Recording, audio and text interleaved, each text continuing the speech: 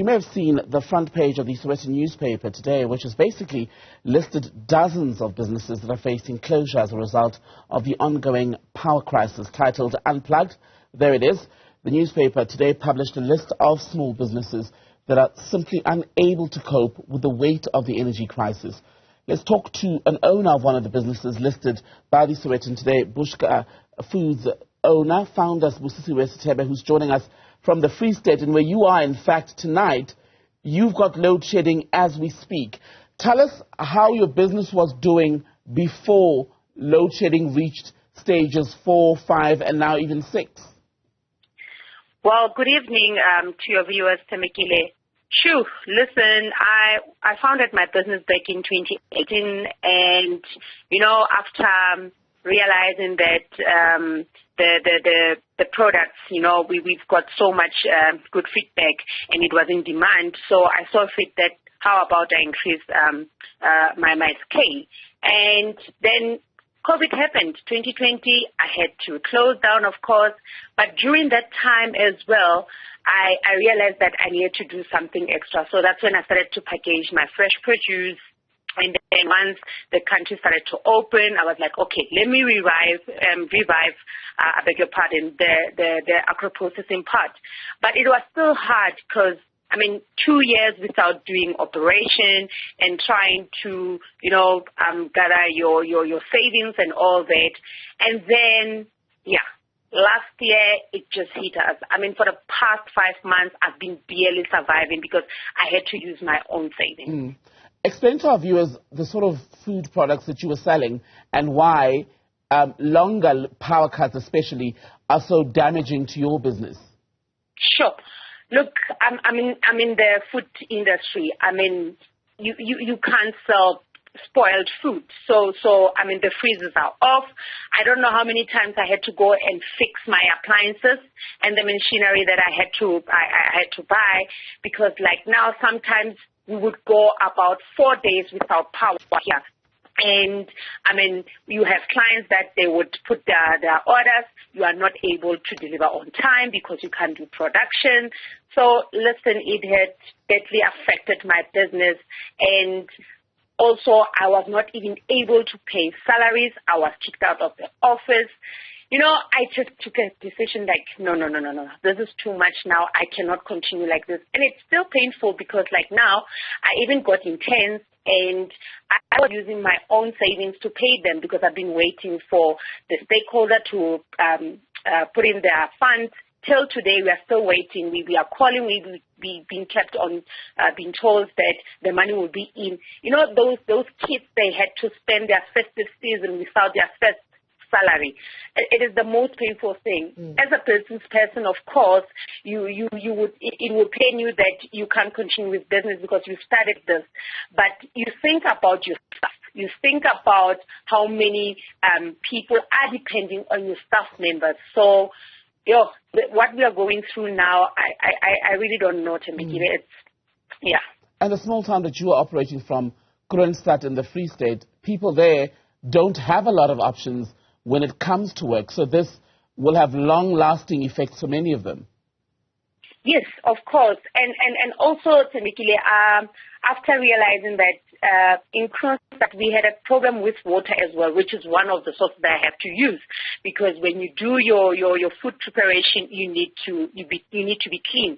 The surface itself, you're using water, cooking, cleaning, rinsing, everything. It's water.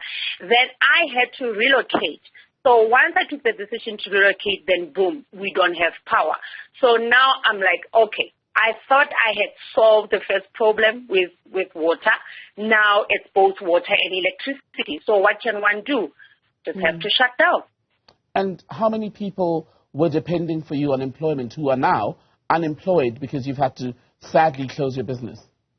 I had 2 permanent staff members and 2 temporary. So it's 4.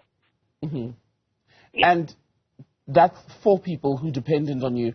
And it's exactly what the point the Sowetan was making today, isn't it? That when we talk about the power crisis, it is small business that suffers. Small business, which is what government has been saying, we need to invest in order to boost the economy and create these very jobs. Tendekile, somebody was saying to me, oh, well, Bushka, you should have an option. I mean, why don't you use a generator? I'm like, okay, how much is a generator? You know how much is a liter of petrol or diesel, and your hands are tied. We are small businesses. We are being told that we are going to be assisted, but it never gets there. It's a problem. So with me, honestly, I took a decision a long time ago that even if I'm going to get that assistance from government, it's okay, but I'm not going to just stand there and do nothing about it. Hence, I took it upon myself that I would rather maybe open a fast food and see other avenues of making money. So also having to go to network marketing and see if I can get, extra cash. Because, Tambekile, you should see how those kids were begging me last week and say, you know what, S'busisiwe, even if we don't get paid, can we just come to work? Because what else can we do when we are seated at home? So what do you say to them? It is so painful. What is going to become of them and what is going to become of you if the situation continues in this way? How will you survive? Like I say, well, I've got few options now that I'm looking at.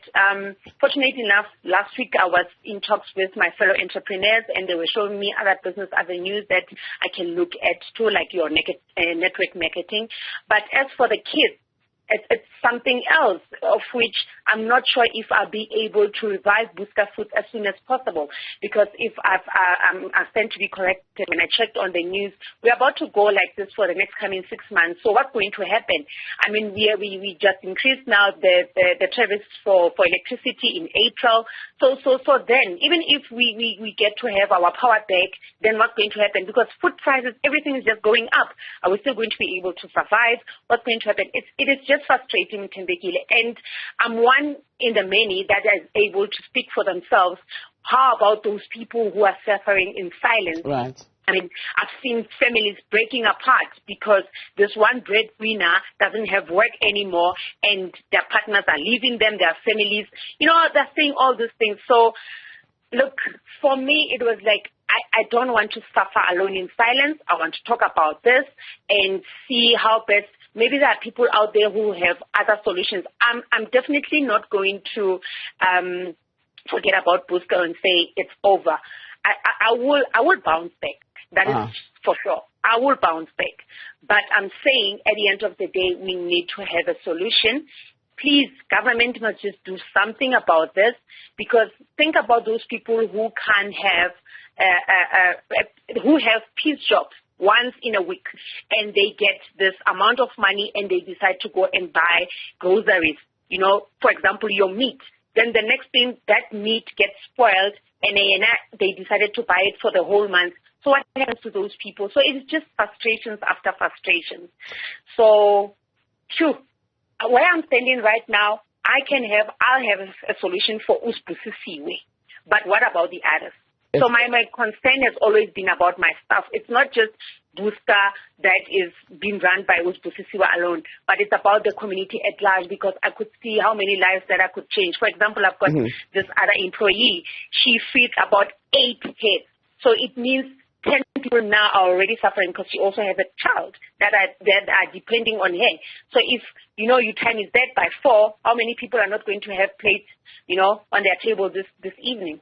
Right. And just on that, I was looking earlier at social media videos of what we are told were people in Kroonstad protesting today over the electricity issue. Yes, there's load shedding, but you also alluded earlier to the fact that there are outages in Kroonstad that go on for hours and sometimes even days. Are you able to tell us anything about those protests? Well, I left home a few days ago, so I just also saw it on social media. Yes, we do go days without electricity and all that.